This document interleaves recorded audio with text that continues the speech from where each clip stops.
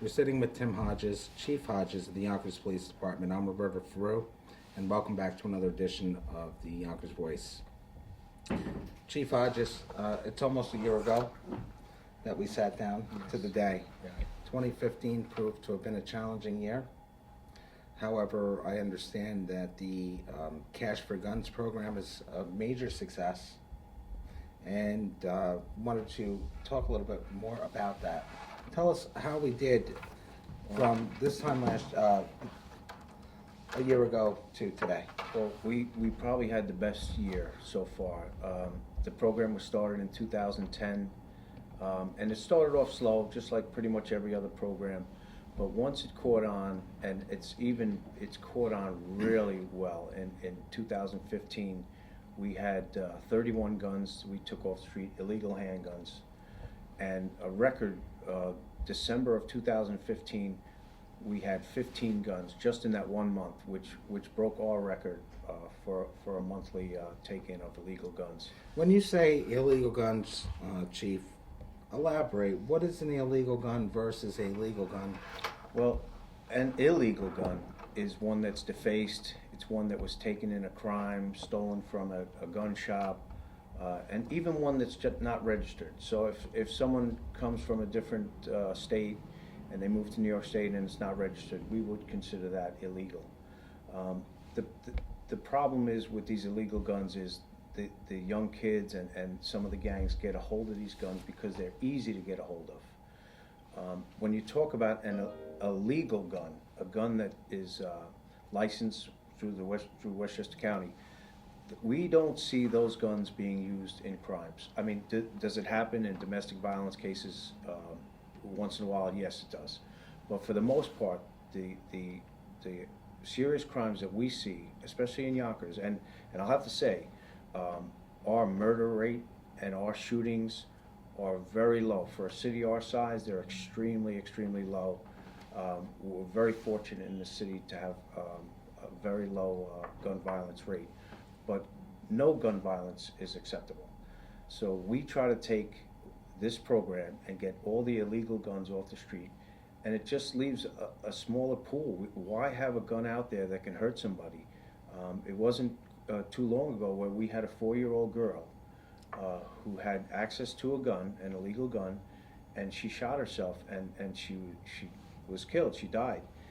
This was a horrific crime. This could happen when you have illegal guns out there, and they're not in a safe. They're not locked up. One thing that we did right after this shooting of the 4-year-old girl is we went out and we used Snug. There's an organization run by the state, and it's Guns Backwards. There's some Snug officers that go out to the community. And they're not agents for the police department. They're actually separate. And they go out and they try to talk to people who commit gun violence, and they try to turn them around and get them to GED programs and to sporting functions. We actually gave them locks. We gave them locks for guns. We said, please, if people are not going to give us their illegal gun, at least have them lock it up. Let them lock this gun up so it can't hurt anybody. And that was effective. We had to get a few more boxes of locks. I think we gave out over 100 locks, and we replenished them as needed. As far as getting a gun to the police department, Chief, what happens if somebody's afraid? You know, that's a great point. Honestly, when the program started in 2010, there was speculation that maybe the police department were looking into people and they were gonna, it wasn't really anonymous. I think now that the program has evolved and we've had record numbers of illegal handguns taken off the streets, they realize that we make this payment, it's totally anonymous. Nobody has been stopped after this.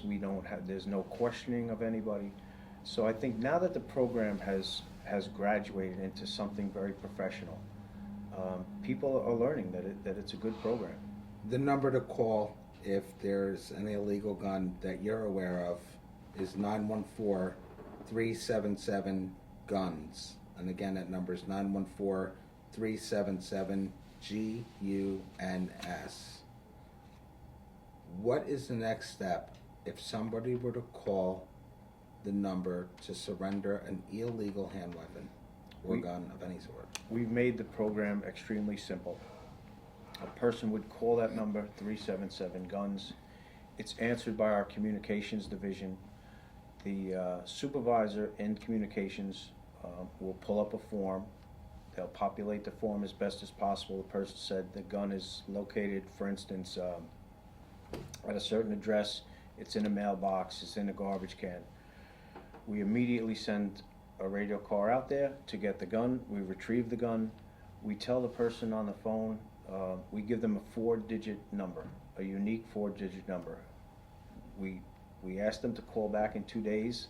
They call back with that number. In the interim, we check the gun, make sure it's illegal. If the gun is illegal, we give them another set of 4 numbers, unique 4 numbers. At that point, we tell them to go to the bank. It's at 47 South Broadway to Chase Bank. Chase Bank has been great to us. They took the program. They allow us to distribute the money through them. The person goes in there. They give the bank manager these 2 sets of 4 numbers. There's no questions asked, and they're given $500 cash. They walk out, and that's it. Totally anonymous. Nobody's questioned. Nobody stopped. We've paid out over 90 times, so it works, and it's proven. That's an amazing program, and it clearly seems to be working. And we encourage anybody with an illegal gun to please get the illegal guns off the street. You can't make it any easier. 914-377 guns. Take your illegal weapon, turn it in. $500, no questions asked. I wanted to touch base about we've been covering every shooting in Yonkers, and one case that really sticks out is the Nolan family. A 23-year-old Yonkers native gunned down at a Burger King in the Cross County shopping area. Is there anything you can tell us about this case? Sure. You know, it's an ongoing case. We haven't made an arrest in the case yet. So I can't elaborate too much on the case. But some things that I can mention are, we believe that Michael Nolan was an innocent victim. There were 2 groups that were having issues over car racing and maybe a small altercation. This was so senseless, this murder. Michael Nolan was an aspiring pitcher. He was drafted by the Oakland A's. Sometimes good things come out of bad things. We've since become very friendly with the Nolan family. Have they been supportive of the? I mean, we did an interview, and they were very supportive of the mayor's office, the police department. What makes them different? Well, they're extremely passionate. They're passionate now about illegal guns. So specifically, Donna Nolan, Michael's mother, she's a big proponent of the gun tip hotline now. We meet with them, we talk with them, we have coffee with them. We try to console them as much as we can. It's a tough road because they want justice for their child, and they also do understand that there's legal issues that we have, and and they're frustrated that an arrest hasn't been made yet. But we show them, and we talk to them, and we work on that case every day. Every day we do something with that case. We will never forget it. And it's not just the Michael Nolan case. Any shooting, any violent crime, we investigate them all to perfection. If that case can be solved, we solve it. It doesn't matter what color, race, creed, socioeconomic group you belong to. We investigate all these crimes.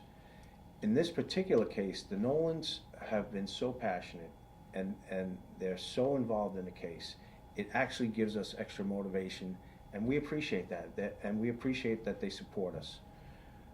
We hope that we can come to an arrest in this case. Do you feel any closer to an arrest now than you did a few weeks ago? Every day we learn more. every day we learn more about the case. We get a little closer every day. You know, we can't promise closure on the case, but I'll tell you right now, our detectives are working on this. There is one squad, an entire squad, that works on this case every day. And I'll tell you, if the person's out there listening to this, we're going to catch you. And I'll tell you right now, we do that. We are passionate about what we do. We feel for the Nolan family and for all families that are victims of crime. And we are going to get you. We're going to catch you and arrest you and prosecute you to the fullest of the court system. It was a year ago, almost to the day the last time we spoke. You were promoted. Congratulations. Thank you very much. There will be a fundraiser on the 31st at Rory Nolan's for the Nolan family. Can we expect to see you there? Yes, we'll be there. All the detectives will be there. The whole command staff will be there. We will support the family. We'll support the foundation, and we'll be there with our Gun Tip Hotline banner. As I said, Donna Nolan is a big proponent of it. We'll be there, and then we'll support the family. Yes. On behalf of the Yonkers Voice, I'd like to take the time out and thank you so very much for your work and your passion in supporting our community and protecting it. Thank you very much, and it's always nice to talk to you. Congratulations. Thank you so much. Okay. Appreciate it. Thanks. Thank you.